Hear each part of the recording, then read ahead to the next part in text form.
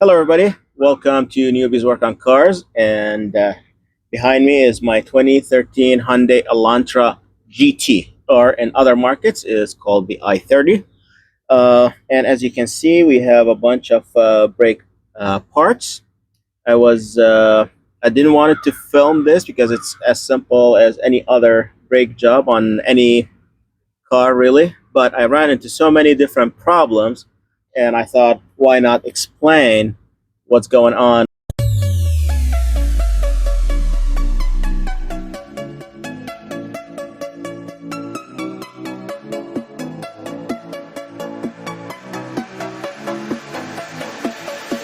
As you can see, I have the driver's side taken off as I have a problem with the slider pins, and I also have a problem with the passenger side where I was trying to take one of these bolts and the bolt snapped off, as you can see over here.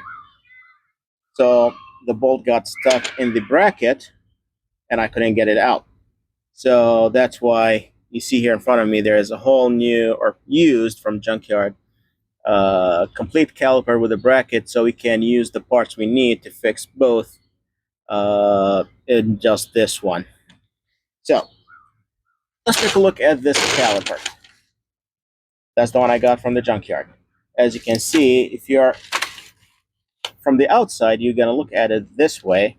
You got a pad on the outside, you got another pad on the inside, and you got the rotor sits in between the pad. So when you push the brake,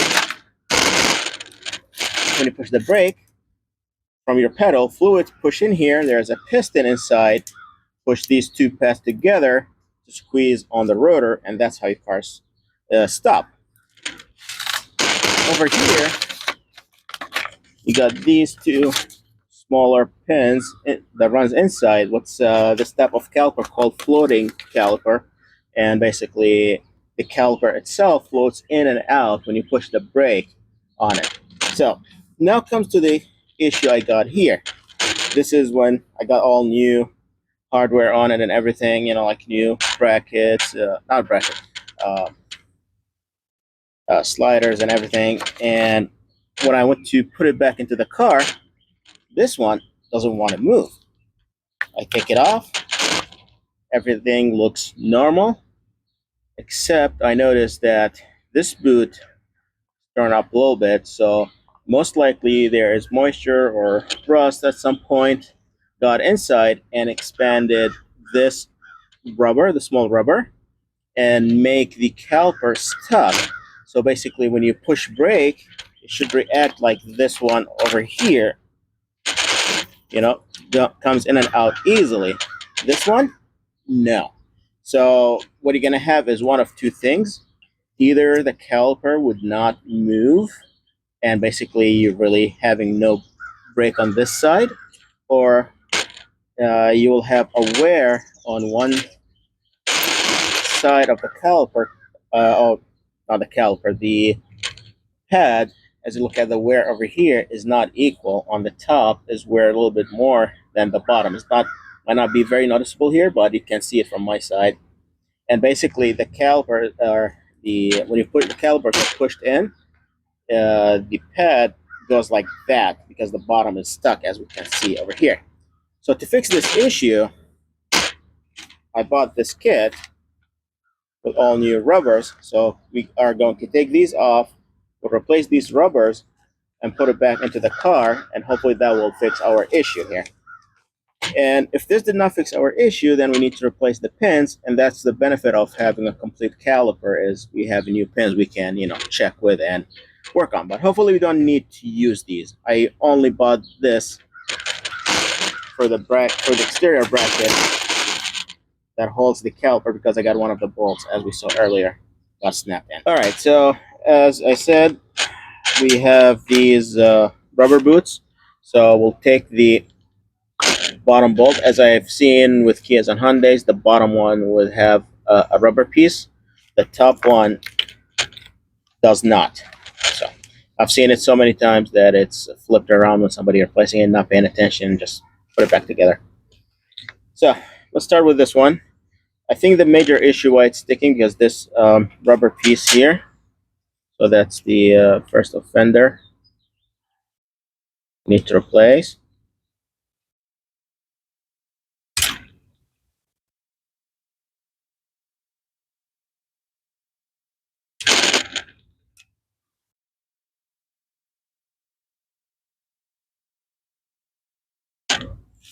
Bye bye.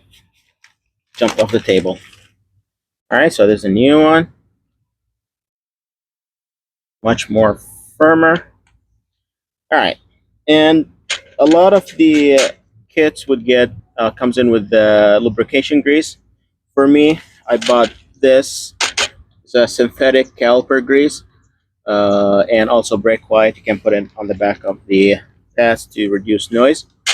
And also, we are going to replace this boot. Pair them.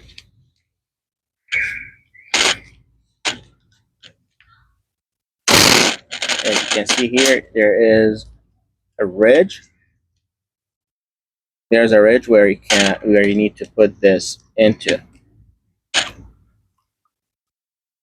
All right, as you can see, sounds good. Now we need to put a grease. I have some grease on it, but it's need a little bit more. Don't have to do a lot of grease. It's just a little bit. That's for it to basically make sliding it in and out easier. All right. There you go. You see how much different is this one reacting than the other one? Comes all the way in, goes all the way out. Literally, this small rubber piece was causing not having a good brake. Now let's come to the other one. While we're already here, we'll replace this one too.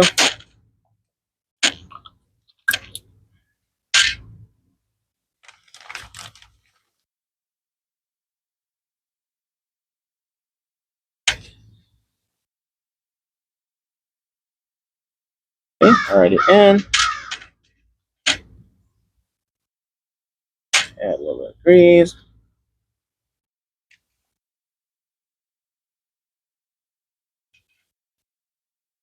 All right. And now, to make things a little bit easier, and especially we here live in Rust Belt area, underneath these, I call them bracket. It's basically like shims for the or sliders for the pads. So we put some grease underneath here, so rust doesn't accumulate and jack it up. So we'll make it freeze in space. And we put some grease on the sliders themselves. Also, you can put it on the bottom or the contact area of the pads. Also, you can put them on the back of the pads to reduce squeaking noise. Um, Now here we need to know which one is the inside and which one is the outside. The main reason is because these have a wear mark or squeaker, like when the brake goes very low, this will hit the rotor and will squeak and let you know that, hey, change the brakes.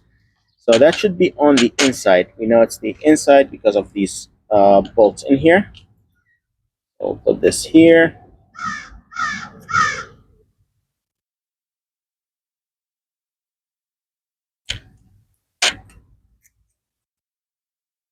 Of course, I have it upside down, just like this.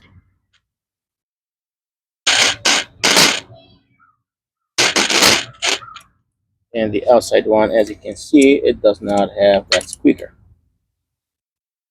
So there you go. Now we gotta go to the car while we have the rotor in. We'll fit it in, and we'll show you from there. All right, we have the rotor back on the car here, and we have the bracket with our pads in it. And as you can see, there are two bolts here, one here, one here. These are 17 millimeters, and that's basically hold the pads in and the sliding pin. These are the ones that we worked on. You see it? The bottom one with the rubber piece that had the issue earlier. We're making the brakes stuck.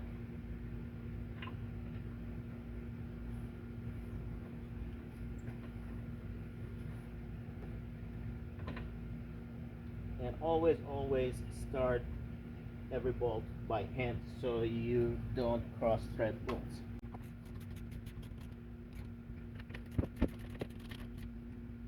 And now you're gonna put the caliper back on and make sure you push the caliper piston all the way back in with the caliper tool.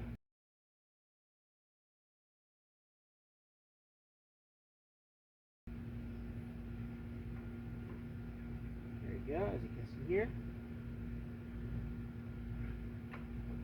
Now we have the two bolts here. These are 14 millimeters.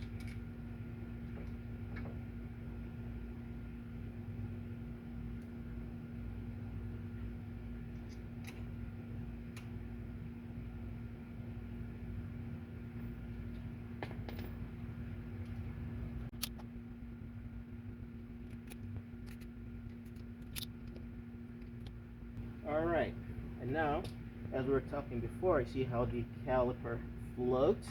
Basically, when you push the brake, it goes like this, you release it, it goes back. So, alright, so here is the passenger side bracket as I was explaining earlier. As you see over here, I got a snapped bolt. So basically, the only solution I was able to do is you have two options here. Either weld a nut on this and try with it and hopefully it breaks loose.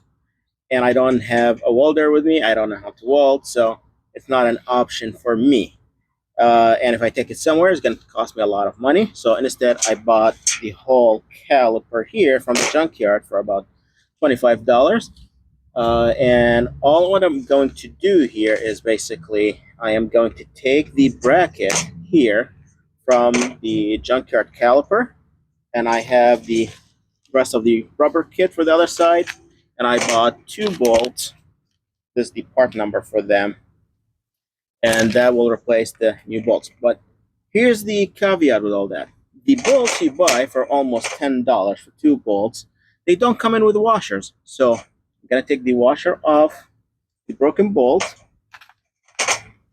into one of those, and I'm going to take the washer from the good bolt, because again, you're buying in bulk two together, put the washer here, and now, as I said, this bracket, I'm going to take the pins out of it, because I know these were good. Replace the rubber as we did with the other one.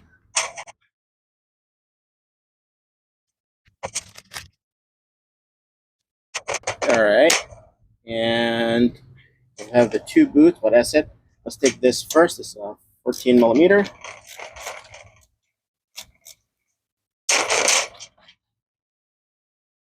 You don't need the caliper. Caliper is good in my case.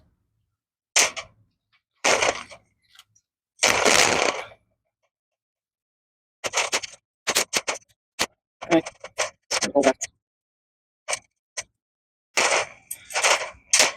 All right, now let's take a look here. As you see, there is some rust underneath the metal shimmies, let's call them, for the pads. So what we're gonna do to clean it up, the best way I found is we use a file and we'll file it up and make sure it's smooth. We'll clean it up as much as we can. As you can see here, now start cleaning up. You want to make sure there is no rust underneath, because if there's rust underneath, it's going to jack up and get the pad stuck in its place and does the same thing that we are trying to fix.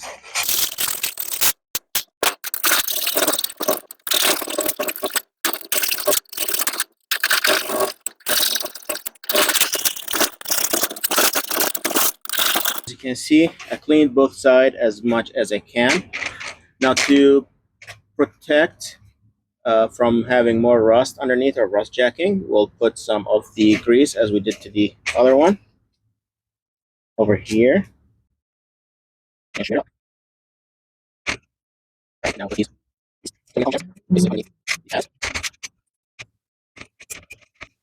right, and we'll put some more here.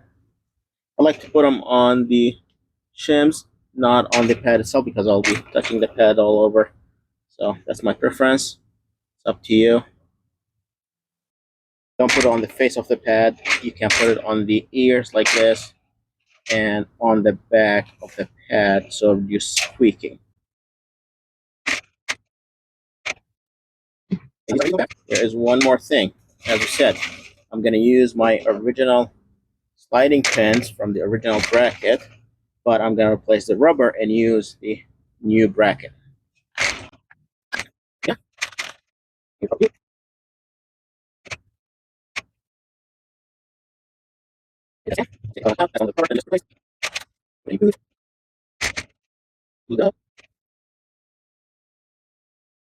All right, now let's go back to the car and finish the job. All right, as you can see here, we have the bracket here, and this is the new bolts.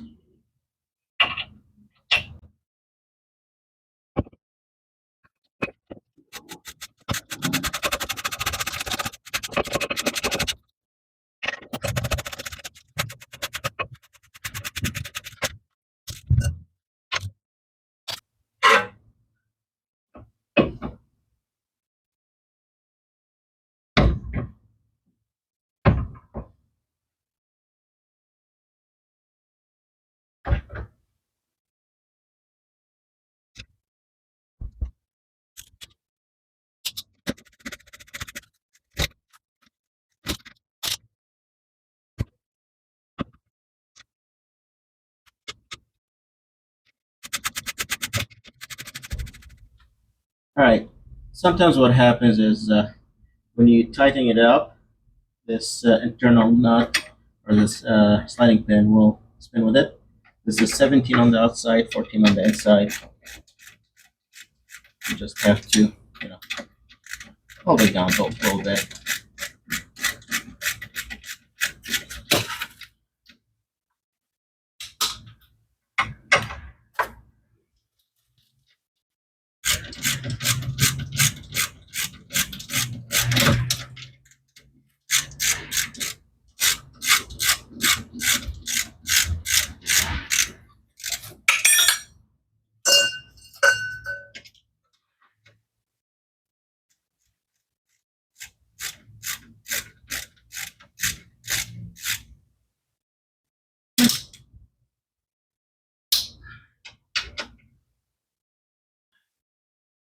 All right. So the last step and the most important step when you're done replacing your pads or pads and rotors or caliper in this case, basically make sure you push the brake all the way down before you start the car.